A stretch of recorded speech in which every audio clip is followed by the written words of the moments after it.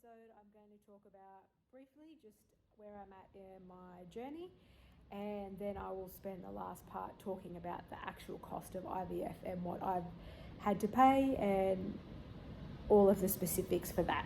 So I know people are very interested in that, so we will get to that. So we're 12 weeks pregnant, which is exciting because the risky period is the first 12 weeks. The chance of a miscarriage, I think the doctor told me, was like 30 to 45% in the first trimester. But after that, he said it's now decreased to less than 1%. So thankfully, everything went smoothly. We had the ultrasound again. My husband was allowed in to see the baby and his heartbeat. I say he, I think it's a boy. We're not finding out the sex. We're going to wait and see and have a surprise so that, you know, we've got something to look forward to, but for some reason we just say he. He got to see the heartbeat, as I said, which was nice. Again, he checked with the sonographer to make sure that there was only one baby in there, and there's definitely only one. So we're very excited. We're very happy. We feel very, very fortunate that this all went very smoothly for us. As I said, I know people that go through a very difficult time with this, and we're just very thankful that we're fortunate enough to be pregnant and the baby looks healthy, everything looks perfect. And yeah, so we're very excited. So on to the next part, which is the cost. So as I've said in a previous episode, I had no idea what to expect. Someone told me, I think 8,000 SAR to have a baby here, which it definitely was nowhere. It was a lot dearer than that. So for me, I'm an expat, or I'm a Western and it's here for work, so we don't have insurance that covers anything maternal or baby related. So for me, it was all out of pocket expense.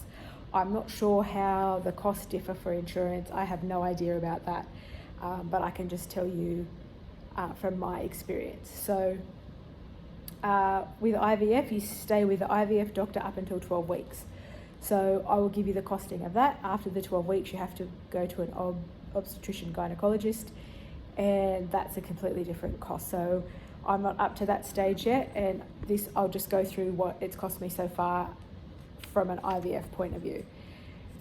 So to date, up until like 12 weeks, it's cost me around 22,000 SAR. That has included egg retrieval, freezing the eggs, all the medication. I think the medication cost around 4,800 SAR.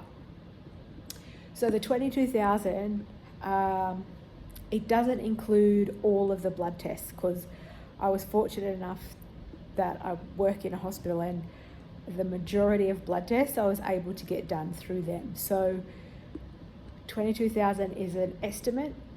I'm not sure the cost of the blood test, because there was some RH factor testing, and it looked at antigens of blood that I can guarantee would be quite expensive.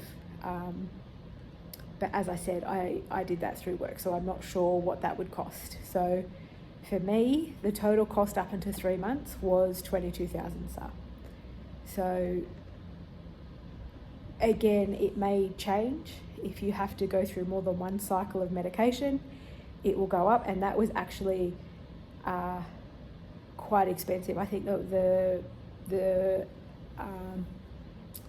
first dose of medication to release eggs, I think, was around 1,500 SAR. So if you have to repeat that, which they did think I would have to do in the beginning, that's another 1,000 SAR. If there's no eggs to retrieve, then you have to do the cycle again, and that adds to the cost. So the 22,000 SAR was a pretty basic. Everything worked. I did one cycle of the drugs. I had eggs retrieved after the first cycle. Everything went smoothly. So if unfortunately you have to do additional medications or additional waiting for the egg retrieval, you will have to pay extra. So the 22,000 is very base, but as I said, if you've got insurance, hopefully that will cover something at least. But again, as I said as well, that didn't include all of the blood tests because I did get some done through work. So the total cost to date is 22,000 SAR.